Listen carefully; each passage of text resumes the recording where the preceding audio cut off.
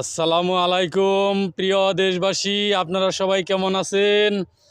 বাংলায় জন্মেছি তাই তো আমি ধন্য, বাংলার মা মাটি মানুষের জন্য বাংলায় জন্মেছি তাই তো আমি ধন্য। প্রিয় ভাই বন্ধুরা, আমি দীর্ঘদিন প্রবাসে জীবন কাটিয়েছি বাংলাদেশের মাটিতে। বর্তমানে আমি একজন কৃষকের কাজ করি। তো কাজের ফাঁকে আমি 2-4টা গান কবিতা লিখি। আমি অবসর সময়টুকু গান কবিতা লিখে সময়টুকু পাস করছি। আমার অনেকটি কবিতা লেখা হয়ে গেছে, নিজেই লিখি, নিজেই গাই, আবার নিজেই পোস্ট করি, নিজেই ক্যামেরা ধরি। প্রত্যেকটা কাজই আমার নিজেই করতে হয়, কারণ আমি একা মানুষ। তো আপনার মিষ্টি মেয়ে কবিতা লিখেছি, মুক্তি চাই কবিতা লিখেছি। তারপরে প্রবাসী জীবন, আমি সবসময় প্রবাসীদের নিয়ে কথাগুলা তুলে ধরার চেষ্টা করি। বর্তমান বাংলার আকাশে বাতাসে নির্বাচনী গণমুহূর্ত। এই নির্বাচনী গণমুহূর্তে আমি একটু ভালোবাসার মাঝখানে একটু আবেগ বিবেকের লক্ষ্য করতে পারছি। জায়গায় জায়গায় কিছু একটা দ্বন্দ্ব, কারণ কেউ নৌকা নাঙ্গল, কেউ ধানের শীষ, কেউ দাঁড়িপাল্লা। এটা জনমানুষের অধিকার।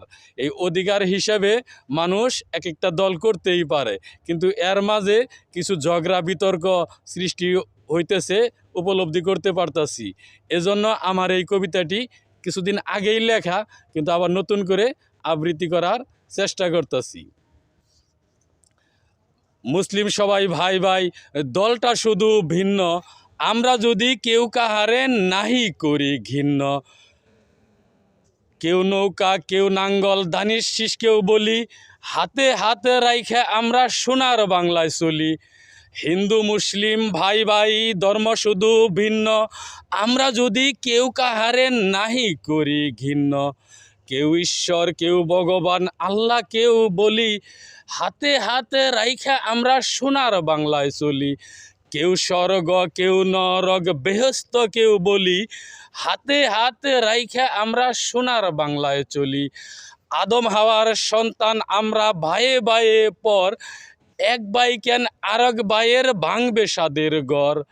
খ্রিস্টান বৌদ্ধ ডুলি মালি জাতের নাইকো শেষ, সবাই মিলে গর্ব আমরা সোনার বাংলাদেশ।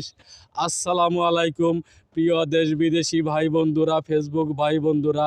আসলে আমি একজন ক্ষুদ্র মানুষ, সাধারণ মানুষ, কৃষকের সন্তান।